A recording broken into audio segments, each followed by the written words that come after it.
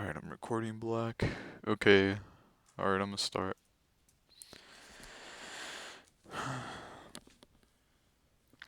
So it says the circulation of commodities is the starting point of capital. The production of commodities and their circulation in its developed form, namely trade, form the historic presuppositions under which capital arises.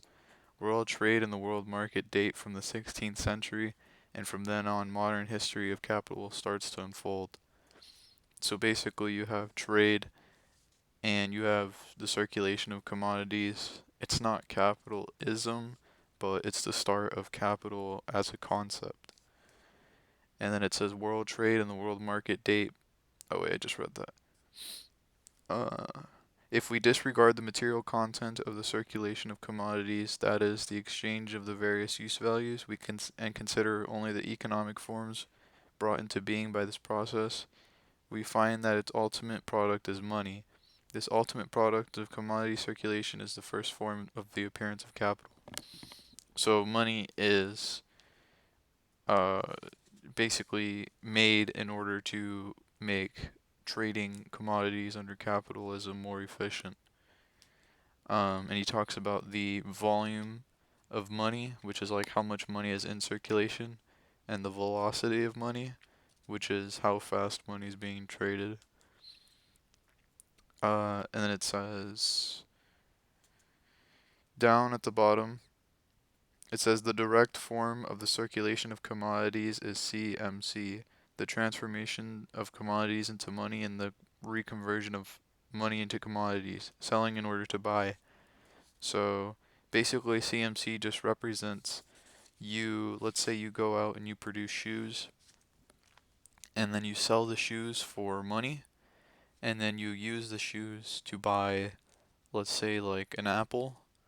Well, after you eat the apple, you obviously can't trade the apple, so you're buying to consume, and that's where the circuit ends. But at the next page, at the top, it says, but alongside this form, we have another form, which is quite distinct from the first, MCM, the transformation of money into commodities and the reconversion of commodities into money, buying in order to sell. Money, which describes the latter course in from the point of view of its function, already is capital. So, capital is basically that which increases its own exchange value. And so, the general formula for capital is money. So, a capitalist will have money, they'll buy commodities, and then from that, they'll get money. Now, basically, he goes on to say it'd be stupid for you to go out and like buy a $50 pair of shoes and then sell it for $50. That wouldn't really make any sense. So, and he just talks about basically like algebraic logic. So going on um, to 250, it says this.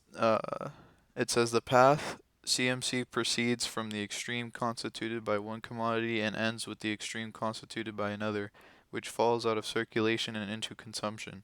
Consumption, the satisfaction of needs, and short use value is therefore its final goal. The path of MCM, however, proceeds from the extreme of money and finally returns to that same extreme. Its driving and motivating force, its determining purpose, is therefore exchange value. So he basically gives the definition of capital. Um, and moving on. Um, just another note at 251. It says the process MCM does not therefore owe its content to any qualitative difference between its extremes, for they are both money, but solely to quantitative changes. More money is finally withdrawn from circulation than was thrown into it in the beginning. He says, for example, cotton bought for £100 is sold for £110. And then you have the complete form of this process is therefore MCM prime, where M prime equals M plus the chain toward delta M. That is the original sum advance plus an increment. This increment or excess over the original value I call surplus value. So he defines surplus value as the um, the value that's added on by the extra money that was not equivalent to the actual value of the commodity. So it's easy to see, like for example, if you have like a phone that you made for $25 and you sell it for $100, you're getting $75 of surplus value. Um, Moving on, it says at the bottom of 252, it says certainly M becomes M plus the change of M 100 pounds becomes 110 pounds. But considered qualitatively, 100 pounds is the same as 110 pounds, namely money. From the quantitative point of view, 110 is, like as money, it ceases to play its part. It is no longer capital. Withdrawn from circulation, it is petrified into a hoard, and it could. Oh, fuck it, listen, please. And it could remain in that position until the last judgment without a single farthing accruing to it. So if you take money out of circulation, it's no longer capital. It's just hoarded money. Um, it says at the bottom, momentarily indeed the value originally advanced, the 100 pounds is distinguishable from the surplus value of 10 pounds added to it during circulation, but the distinction vanishes immediately. At the end of the process, we do not receive on one hand the original 100 pounds, and on the other hand the surplus value of 10 pounds. What emerges rather is a value of 110 pounds, which is in exactly the same form appropriate for commencing the valorization process as the original 100 pounds. So basically, you get that 10 pounds of surplus value, but at the end of the day, it's still money. So you're just going to use it to what he calls valorize or just increase the exchange value. And he says the simple circulation of commodities, selling in order to buy or consume, is a means to a final goal which lies outside circulation, namely the appropriation of use values, the satisfaction of needs. As against this, a circulation of money as capital is an end in itself, for the valorization of value takes place only within this constantly renewed movement. The movement of capital is therefore limitless. So while in CMC, at the end of the day, you're just going to get like shoes that you're going to wear or soda you're going to drink. With MCM, the general formula for capital, you will always be you will always be buying commodities in order to sell them. And obviously, it's going to be at a higher price. Okay, at 254, it says, as the conscious bearer of this movement, the possessor of money becomes a capitalist. His person, or rather his pocket, is the point from which the money starts, and to which it returns.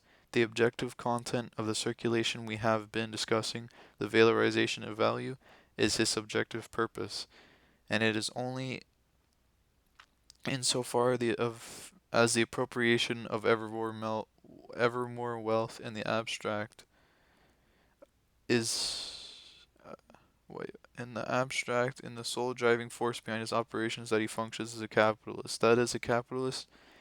That is capital personified and endowed with consciousness and a will. Use values must therefore never be treated as the immediate aim of the capitalist, nor must the profit of any single transaction. His aim is rather the unceasing movement of profit making. So basically, he's saying a couple things there. He's not producing for use values, he's only producing to increase his exchange value. And um, all a capitalist is just a part of capital. So you could have capitalism without capitalists, but you would have to have basically capital dictating where prices are. Um, and then it's so hard to read because I have no lighting. At 252 at the bottom, it says If we pin down the specific forms of appearance assumed in turn by self-valorizing value in the course of life, we reach the following elucidation. Capital is money, capital is commodities.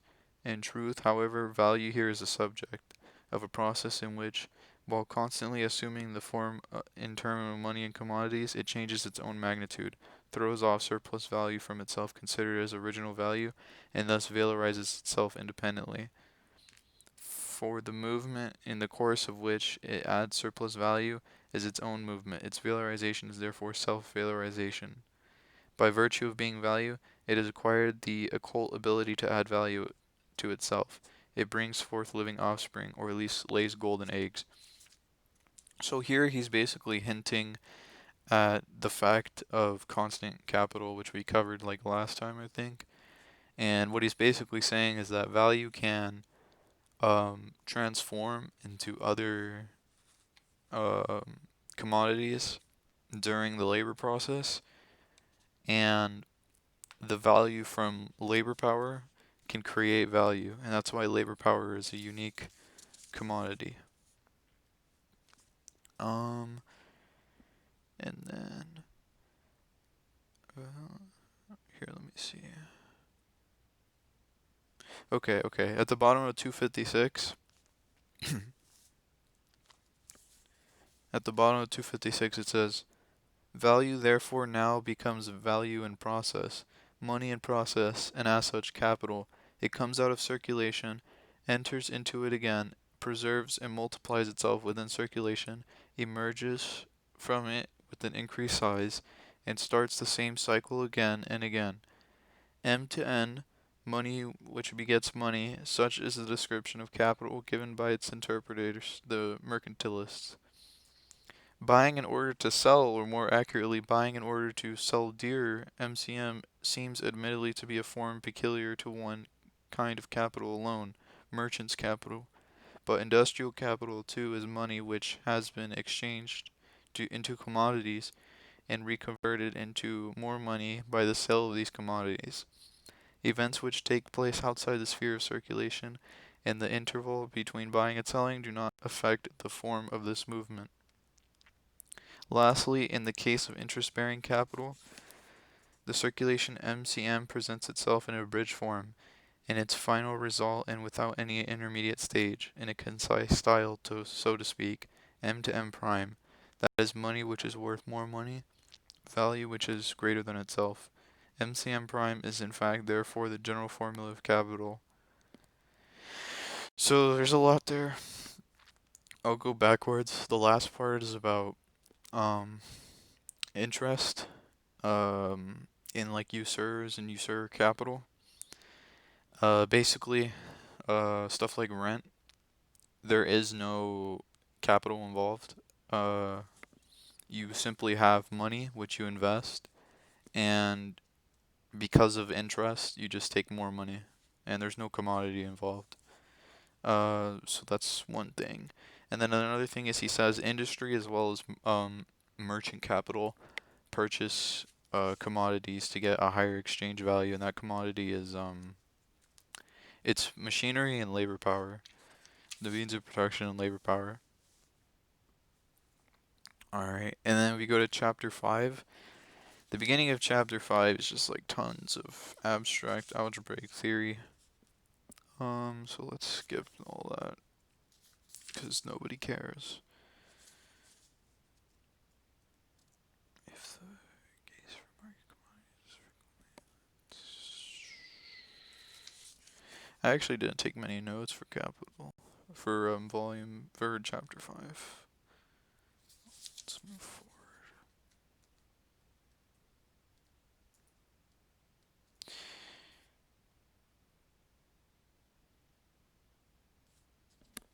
Okay, let's go to 266.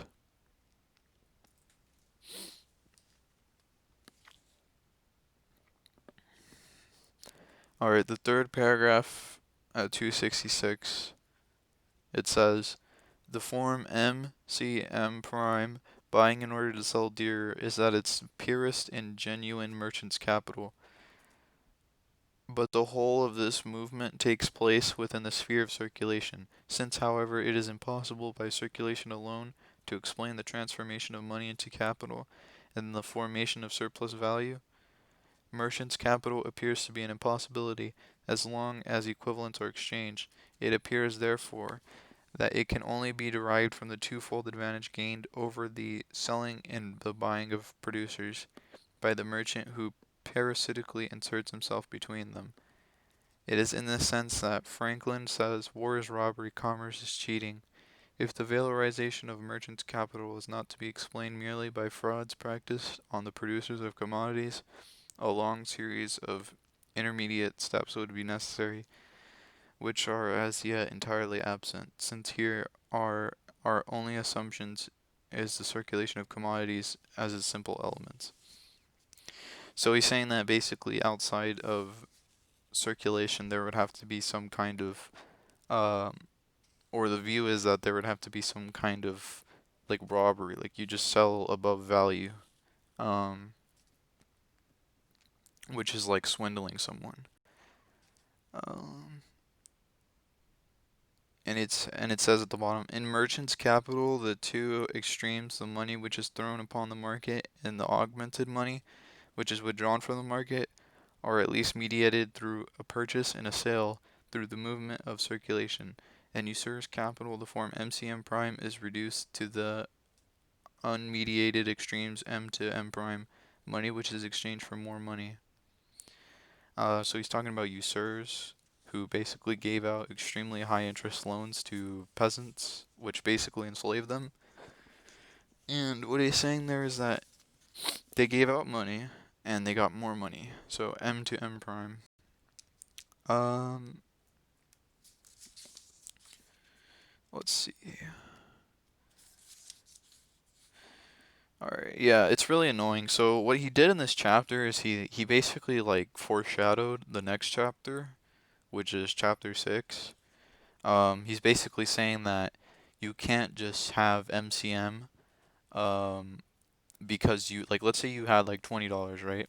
And you went out and you bought a shoe that was $20 and then you bought something that was $20, you'd get no profit. And then he also says that there can't be any swindling.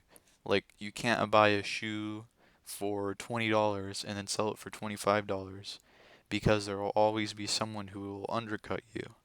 So he's saying there has to be something in that sea. There has to be something in between. What is the commodity or the two commodities that produce and transfer value? And he basically goes over it in the next chapter. So that chapter was kind of a throwaway chapter. Um, so I'll just summarize really quick. Basically, you have buying in order to consume, which is CMC, and then you have buying in order to get a higher exchange value, which is MCM prime. And the two things you're going to buy, the two commodities you're going to buy are means of production and labor power. So the means of production are going to allow you to physically create the use value that's required to hold the exchange value. So the reason why a capitalist makes use values in the first place is because they are physical, like embodiments of value, which then is sold for exchange value. And the one thing in the world that makes value is human labor power. And yeah, that's it for those two.